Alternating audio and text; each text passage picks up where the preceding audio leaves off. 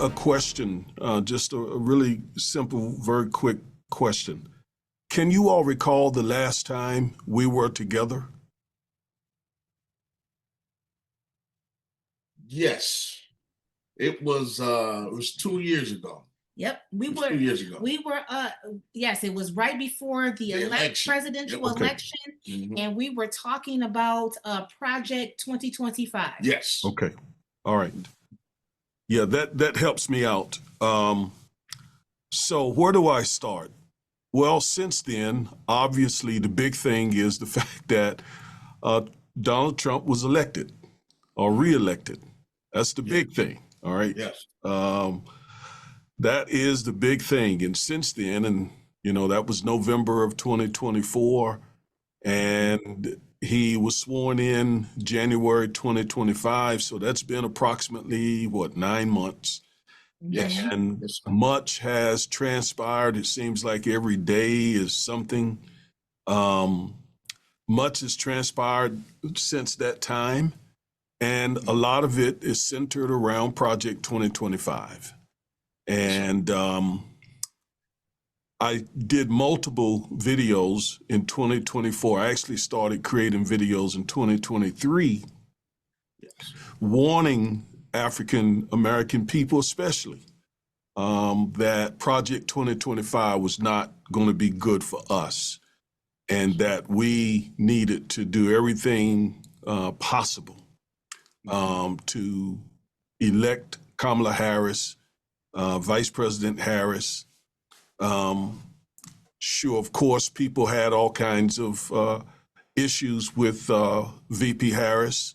I had some myself, but I was a strong supporter of hers because basically it was in opposition to President Trump, and it was rooted and centered in the fact that as a civil rights lawyer, I knew the things that Project 2025 were going to do to roll back civil rights, to roll back voting rights, to roll back fair housing, and implement a lot of anti-Black policies.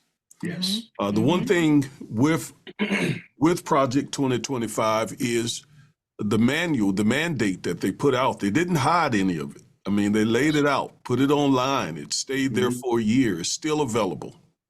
Yes. And it's over 900 pages. And a lot of it basically is to protect white male dominance, basically. And that includes, at the forefront, rolling back civil rights laws, voting rights laws, and et cetera. And so since January 2025, President Trump and his second administration, which is very different from the first administration, there are no guardrails this time. He is essentially doing whatever he wants to do. And it's not just there are no guardrails in his administration, but there are no guardrails across the federal government, period.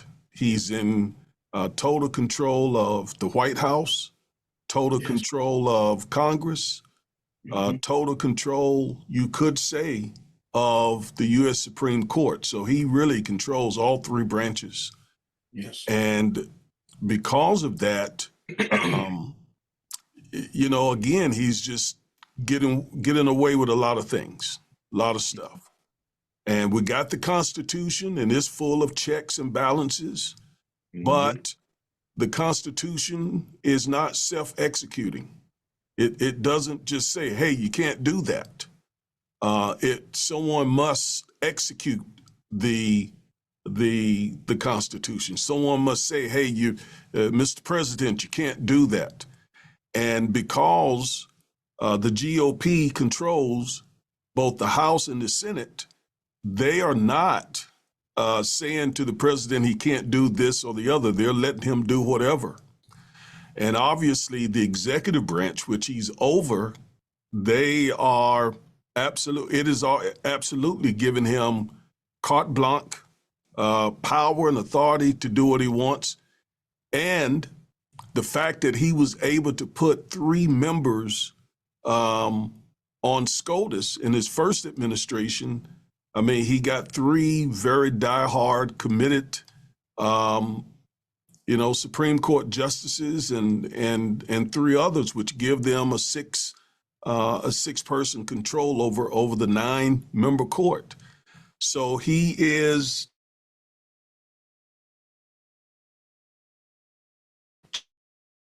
So the ability to implement Project 2025 is there's no opposition whatsoever. Now, we remember just before the election, it came out about Project 2025. Before then, a lot of people were not really paying a lot of attention. I did a bunch of videos, but a lot of folks, and they got around, a whole lot of people. I spoke to a lot of groups. But a lot of Americans simply didn't pay any attention to it until Taraji P. Henson at the BET Awards last year mentioned it to millions of people, and then all of a sudden the interest grew. And people began to pay attention to it. And of course, President Trump denied that he knew anything about it. And I knew and others knew that he was being very untruthful, because a lot of it was written by people in his first administration. Okay, like Ben Carson, y'all's homeboy. Not no more. Man. So it was not plausible for him to deny knowing anything about Project 2025, because I mean, a bunch of people that worked for him in his first administration literally authored Project 2025. Right. So here we are, 9 months into his first administration, and he has released multiple executive orders to implement Project 2025, and going the route of the executive orders enables him to avoid Congress, right? And oftentimes avoid the court. Yes. Now, fortunately, lower federal judges have been pushing back against President Trump's agenda. There are 3 tiers of the federal court system. You got the lower court judges, the district judges, and then you have the appellate courts, and then the U.S. Supreme Court. So when a lawsuit is filed, it typically starts with the lower district judges, and many of them have pushed back. Yes.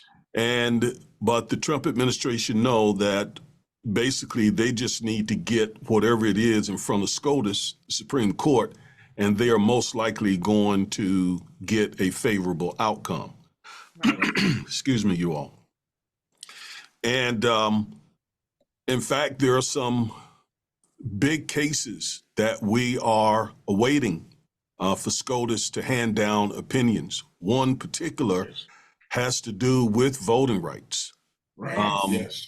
And that is whether or not Section 2 of the Voting Rights Act violates the Equal Protection Clause of the 14th Amendment.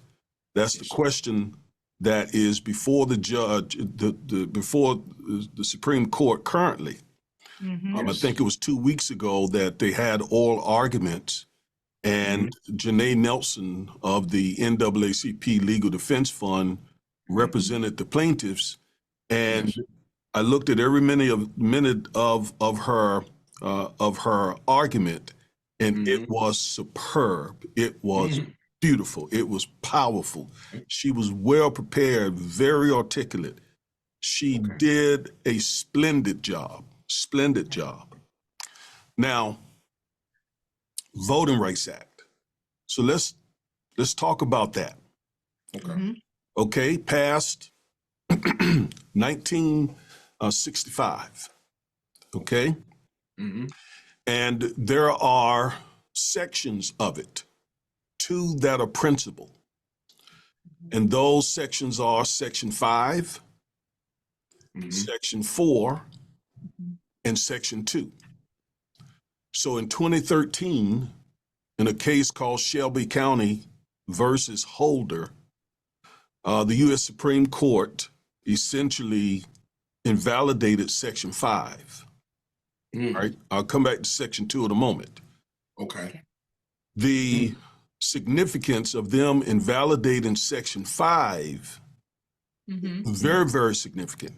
The significance of that is it required states that had a notorious history of implementing voter suppression laws, just about all the southern states, Right. you know, Mississippi, Alabama, Georgia, those states that implemented poll taxes and literacy tests and grandfather clauses and all of that to hinder African Americans from voting despite the 15th Amendment, which gave us the right to vote, gave men the right to vote. And so in order to undermine the 15th Amendment, they came up with those voter suppression laws. Now, the Voting Rights Act was added about 100 years later, okay? 1965, the Voting Rights Act, I think, was added to the Constitution, pardon me, the 15th Amendment, I think it was 1870, somewhere around there. It took 100 years for Congress to add the Voting Rights Act. The 15th Amendment by itself didn't have any kind of enforcement measure. So we needed the Voting Rights Act. It was the most important piece of legislation for the African American community in 100 years. All right. So quite naturally, they have been very focused on trying to get rid of the Voting Rights Act. And especially after Barack Obama was elected and reelected, the court took the attitude then, the conservatives on the court, why do we need a Voting Rights Act when in Obama's first election, more blacks showed up to vote than whites for the first time in history. And so the court said, we don't need that anymore. The dissenting justice was, at that time, Ruth Bader Ginsburg. She wrote a dissent and said, no, we absolutely still need Section 5 of the Voting Rights Act. She likened it to having an umbrella.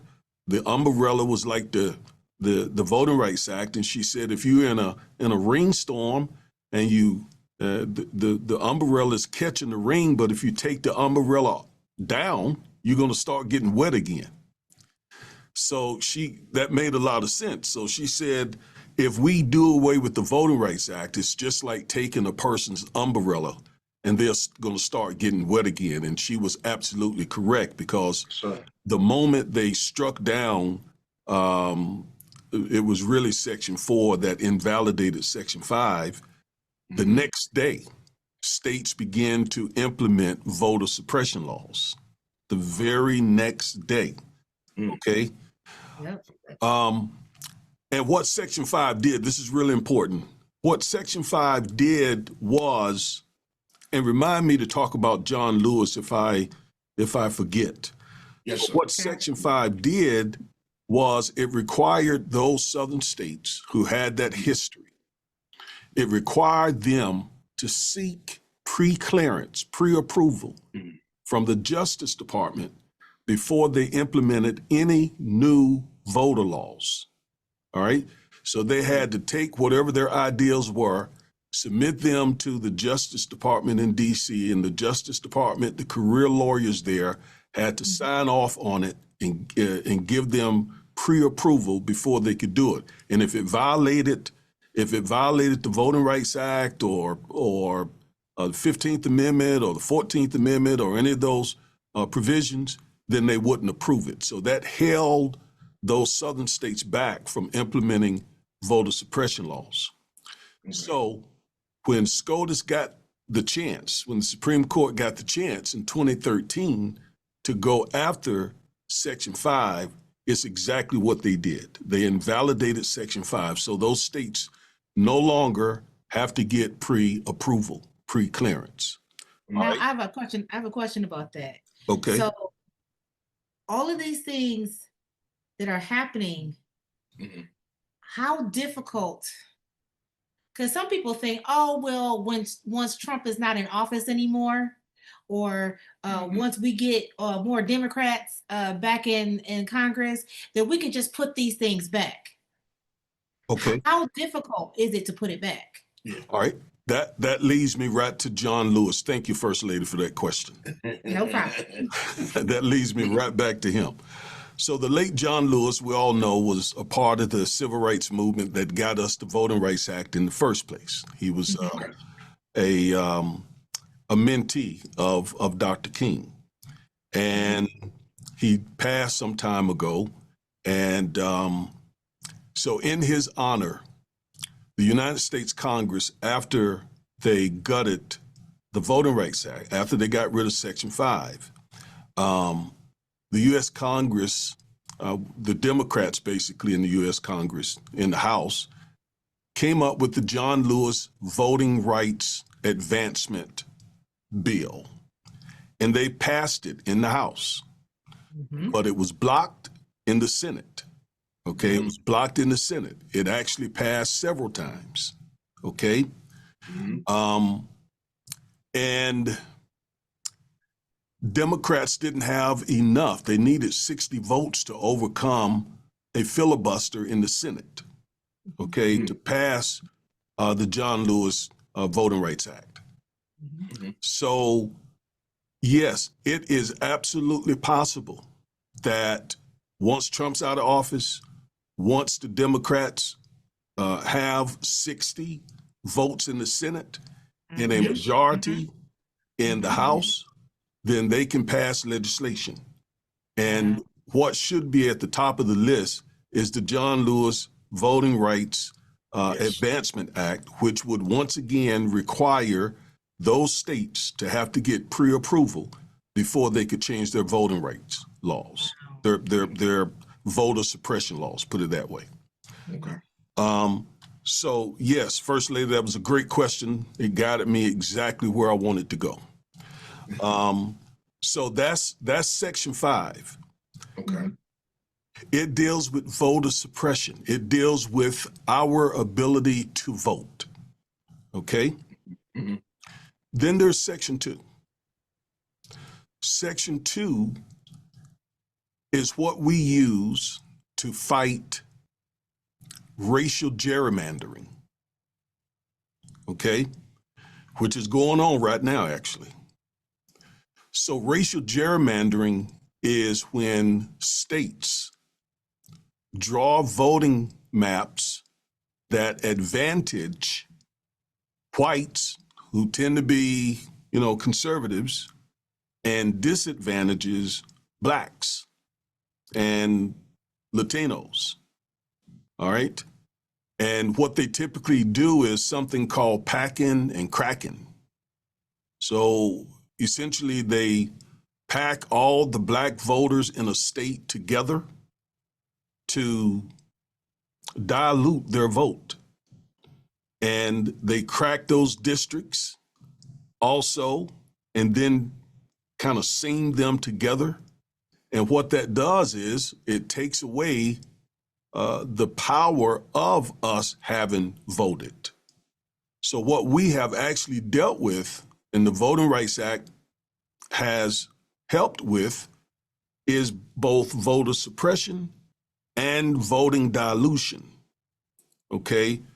Voter suppression keeps us from voting. Voter dilution weakens our vote after we vote.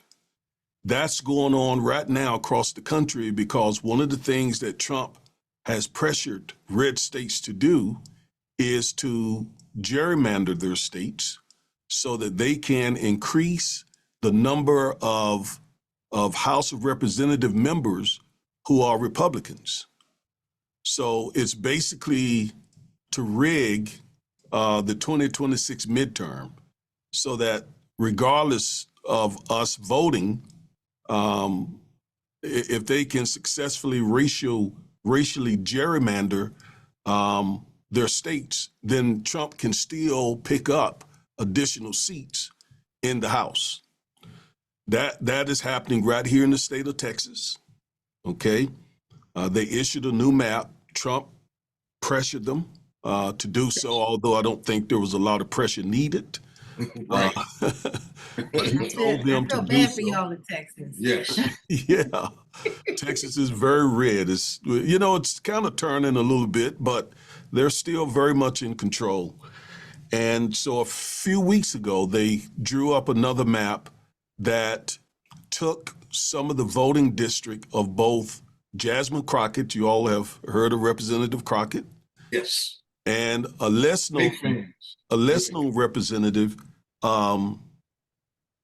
Mark Vesey, pardon me, Congressman Mark Vesey. So they did just what I said. They cracked their districts and then packed them together. And so that made them less powerful in the U.S. House of Representatives. And they're doing that also in other states. The way we fight that is with Section 2. Okay. The way we attorneys will fight racial gerrymandering is we use Section 2 of the Voting Rights Act. So if it's gone, then we're basically powerless to stop that kind of racial gerrymandering. All right, so, and that was the case that was just in front of the U.S. Supreme Court here a couple of weeks ago. Janae Nelson represented the plaintiffs in that case. And Yes. one other thing, then I'll stop and we can take some questions. The person on the court who has really pushed to get rid of Section 2 is none other than Justice Clarence Thomas. He has really pushed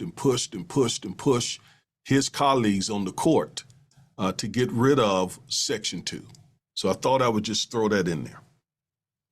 So any questions, I'll be happy to try to answer them. All right. So we answered one of them. I added it on the spot. Oh, hey Uncle Teddy. Hey, Okay. Teddy. Hey. Someone said, interesting, seems like that could have been a ploy to allow President Obama to be elected in an attempt to strip the voters' law, claiming there was equality only to get rid of the act in its entirety. What do you think of that? I don't know that was the case. I think they did everything they could to try to keep the first Black man from being elected president. I'm not convinced that they are that smart anyway. Okay, Right. So it's a great question, but that takes me a little further than I'm willing to go. I don't think that was the case. Okay. I think that for the last 25, 30 years, white Americans have been very concerned about losing their country to minorities because we're coming up to a point where there'll be more minorities in the country than a majority white population. So they have been very, very concerned about that. Yeah.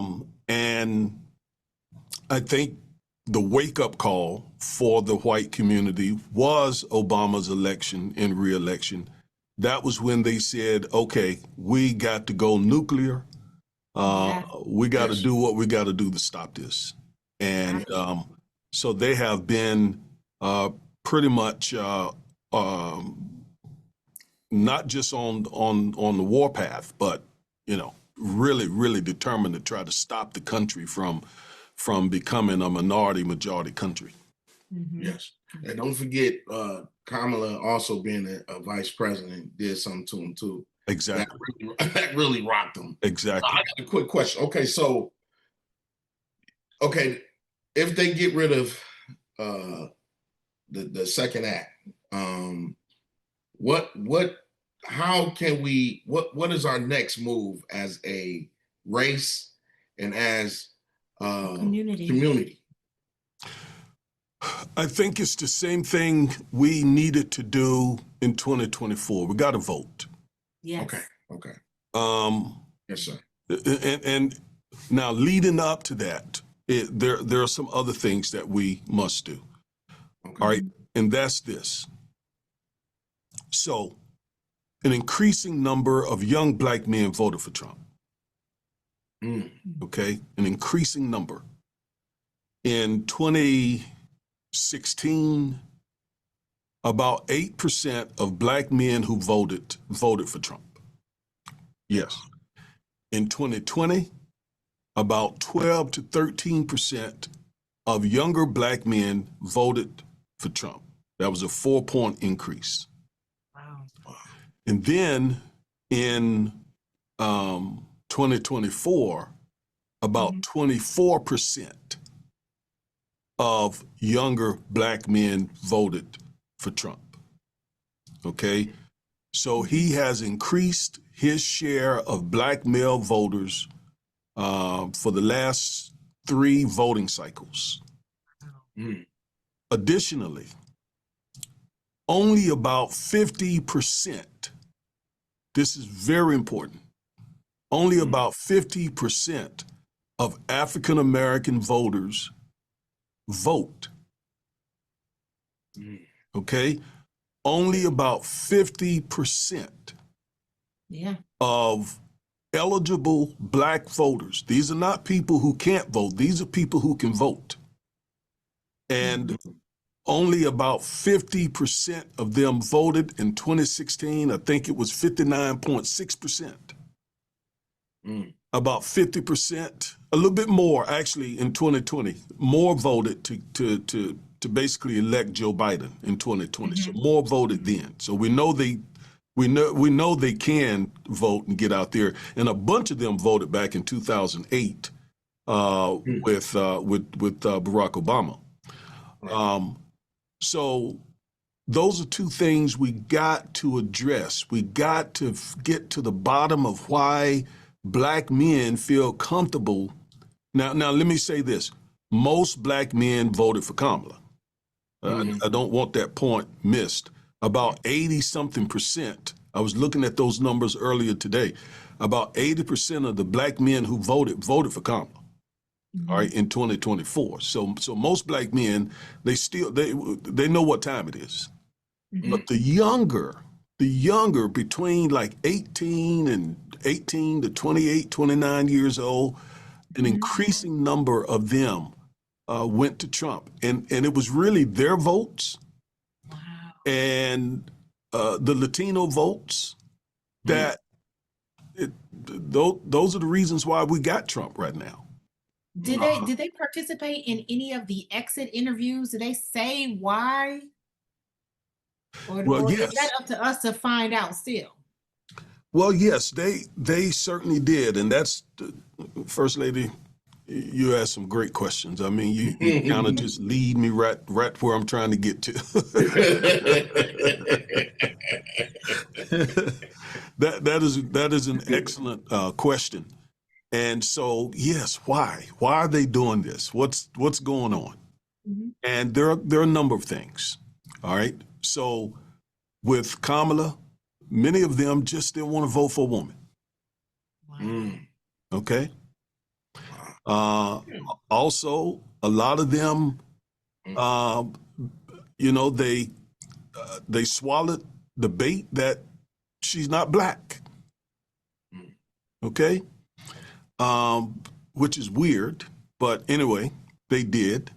If you're gonna say someone is not black because they're mixed, first of all, that goes against the American precedent. I mean, what you remember the 8% rule? If you got 8% black blood, you black. Black, yeah. So all of a sudden she had much more than 80%, but Yes. you know, they bit into that apple that she's not a black woman. And so she's black, she's female. There's also a lot of disinformation.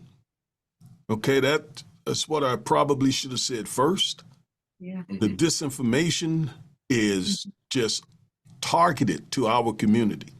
You have people out there who say things like voting doesn't help black people. Okay. And the demographic that is most vulnerable to that are young people. Right. Absolutely. You couldn't get me to believe anything like that, nor you all and other people, because we know what time it is. We've been around too long. I mean, I'm 63 years old. I remember the tail end of Jim Crow. I'm from the South. No one's going to tell me not to vote. All right. No, absolutely not.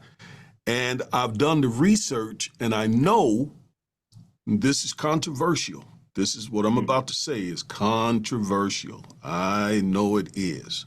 There are probably going to be some folks who disagree with me in the audience tonight, but I'll be glad to discuss it with anybody. They haven't disagreed with you yet. I just want you to know. Yeah. Oh, okay. Excellent. Excellent. I think this might be the one, though. This might be the one. So I've done the research on which of these parties is better for civil rights. Now, I'm not a Republican or Democrat. Right. I'm an independent voter. Independent. Yep. Okay. And I am I'm spirit-filled. I'm born again. I love Jesus. I'm Pentecostal. I'm all that. Okay. Yes. So there are issues that I have with the Democratic Party. Yes. All right. I think you all know what those issues are. Yes. Yes, sir. Okay. But when we talk about civil rights, since at least the last 80 years, the one party that has promoted civil rights has been the Democratic Party. Yes. Yes. Since as far back as President Harry Truman, and you could go back to FDR, but especially Truman, he started with the desegregation of the military and a bunch of other things. And right around that same time, that was 1948, right around that same time, a lot of whites in the Democratic Party started leaving, and they went over to the GOP because they were in strong opposition to the Democrats' movement towards civil rights. Right. Yes. They started leaving the party and going over to the GOP because the Democratic Party, it was awful for a long time. It was the party that enslaved us. Yes. Fought to keep us enslaved. Don't forget it. Yes. Most black people were Republicans up until about the 30s and the 40s. That's when they started leaving, pursuant to the Southern strategy. And so since about 1930, 1940, the party that has championed civil rights, if that's important to you, and if it isn't, I don't know if you're black. I don't know what's going on upstairs. If you are not really protective of the Civil Rights Act and the Voting Rights Act and the Fair Housing Act and so on, it's been the Democratic Party. Yes. Do they need to do more? Yes. Yes. Should we take over? I think, look, we're the largest voting bloc of the Democratic Party. And what I say to address some of the issues that we all have with the Democratic Party is we don't stay home and not vote for them. We take over the party. Yes. I call that impact voting. Go ahead, First Lady. I wanted to get to this because I see the time is getting winding down, but the here comment was the thought of my vote doesn't count sometimes is a way not to vote, and that kind of leads me into the question that I really have. A lot of, I would say one of the reasons why our young people they don't feel the need to vote is because they were not adequately taught Black history in school. That's and right. It's not happening at home, and I think that's one of the things that we as parents must do is we have to teach our children their history so that they know their future. But the other thing is that there is this thought, I don't have to do it. Y'all did that. That doesn't affect my daily life. How can we reach that younger set of voters to encourage them to vote? I was thinking about one of our Black media reporters, kind of like pushing on, and you got to vote, you're gonna lose your rights. That's not working. What can we do to encourage them that their rights as a voter matters? Yes. So, First Lady, you set me up because you answered your own question before you asked it. But I want to hear it. I want to hear more stuff from you. So before I walk into that one, I just put that on the record. Yeah, you said it. You said something that's really important, and that is the younger generation. Look, they have had 4 years of a Black vice president. Right. 8 years of a Black president, Black male president. That's what is that? 12 years. Yes. If they're just now beginning to vote, man, they don't know anything about. They don't know the struggle, right? I mean, they don't know anything about the struggle. So, and then you add on top of that the education system, which is failing them and not teaching them what they need to know. So there's a disconnect there, right? There's a disconnect, and it was the late Mrs. Coretta Scott King who said that freedom is never really won. Right. Each generation has to secure it in its generation. And First Lady, Pastor, that is the thing that really distresses me the most. Yes. The fact that our young people, the people coming behind us, is so disconnected from our movement and has been so misguided by disinformation that they see no problem voting for white supremacists and a white supremacist agenda. Project 2025. What do we do? What is the solution? How do we change this? Yes. Well, we already said it. We got to re-educate the kids. All right. Okay. Take you all in a powerful position to do just that as pastors.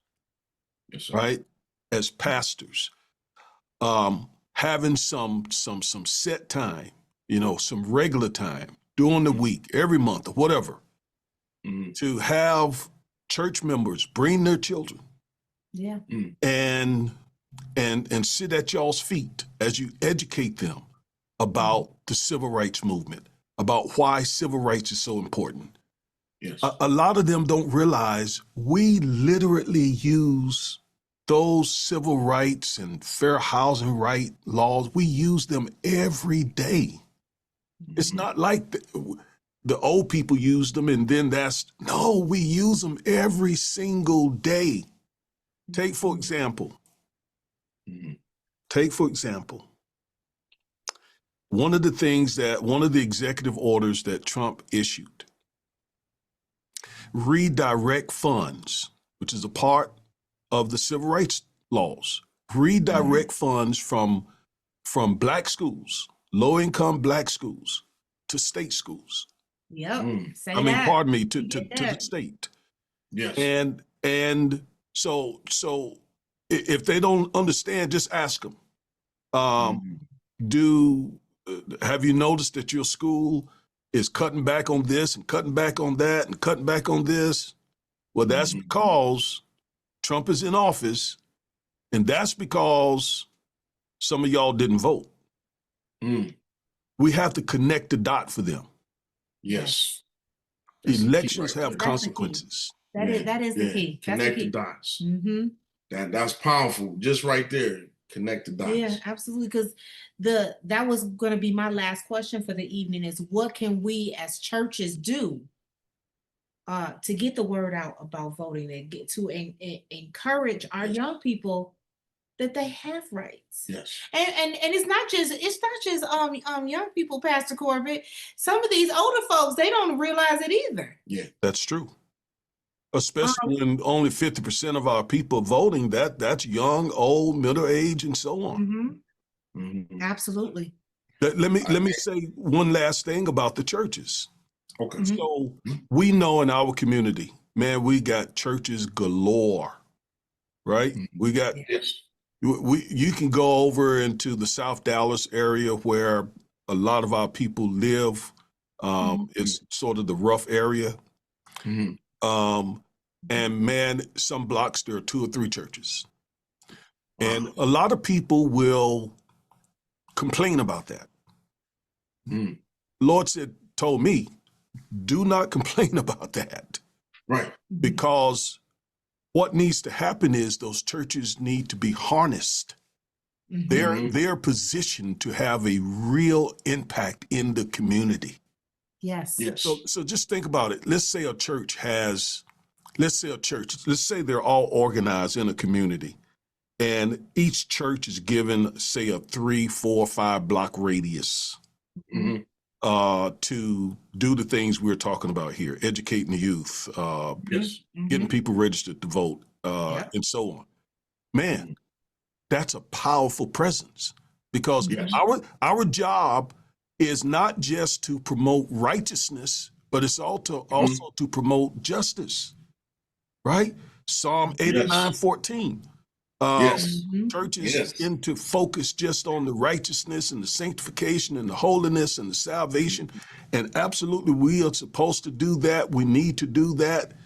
But Jesus also said when he first started his ministry, he said, the Spirit of the Lord is upon me, for he hath anointed me to preach to the poor, to the oppressed, to the captive. Yes. Right? Yes. Say it, Pastor Corbett. Yes. Come on now. We need another hour, just so you know. We need another. Okay. So we got 2 questions. One is from GDC. Come on. Go ahead, unmute. Okay. I like to thank Mr. Corbett for everything, all the information he shared, and how he directed us through the path of voting and things. And above the education, what I would like to add is to be more specific to young people, since they don't vote because they, what have you done for me? Educate them on exactly how government helped them and how these people in offices bring money to their communities, help with jobs, especially on a local, state, and national. What offices, what positions can help them in their training and the community, things that help them, so they can see how voting for someone can help their life. Okay. Now, some of that I couldn't hear it well in my earphones. Could somebody paraphrase? She was basically saying, you know, when we're talking about the education of our young people and encouraging them to vote, instead of, you know, we're giving them the history, but we should also encourage them to learn about what everyday life, what is being done for them that they may not realize. Those different programs that you were talking about earlier, they may not even know where the money is coming from. They may get money, but they may not know exactly how that came about or things like that. So that's kind of all of that. That's what she was basically saying. And she's absolutely right. I heard most of it, but some of it I couldn't make out because my earphones. But she is absolutely right. That's what I meant when I said earlier, we got to connect the dots for them. Absolutely. Yes. We got to show them that in this democracy, in this democratic republic, whatever you want to call it, the Constitution starts out with "we the people." Right? Absolutely. Those three words, "we the people." Mhm. And as I said earlier, the Constitution is not self-executing. It's not going to jump up and stop anything. People have to do so. So it requires our participation, right? It requires us to be engaged, civic engagement, voting, school board meetings, on and on. I know you all got this mayoral election and a bunch of Yep. people running. Yes. A bunch of them, I kind of looked at it trying to prepare for this, but there were so many people and things going on. I said, there's no way. Some of our residents feel the same way. It's down to two now, but on one of the candidates said, and I think this really put the dagger in him, and he's a mega church pastor here in the city of Detroit. He has about 4 or 5 different locations, but he said that he will welcome Trump and the what are they, the National Guard into Detroit, and that turned everybody off. Then he had to backtrack Then he that had statement. that statement. Everybody's like, wait a minute. Looking in Hey, a man. And his race went way down in the it went way down. Well, But- that should have made him toast. That should have ended his Yeah. campaign. So I'm praying. I'm pretty sure we're gonna have a how would you say it, a historical win Tuesday with the first Black woman mayor of the city of Detroit. And I'm pushing for her. It's been As a well, very tough campaign. Yes. Tough campaign. There was another question though. I wanted to Sister Gentry asked, why is Thomas against Section 2? Whoa. I think we know the answer, but she wants to hear you say it. Whoa. Man. So, I'm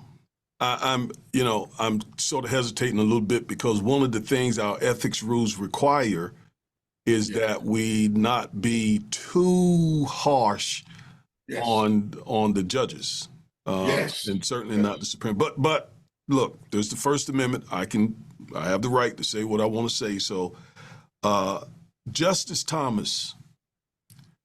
Justice Thomas. Take your time, Pastor Corbett. As a matter of fact, let me show you something. As a matter of fact, I read one of Thomas's books. Wow. Okay. One of the books that was written about him. Put it that way. He wrote one himself. I read that one and I read this one. Okay. So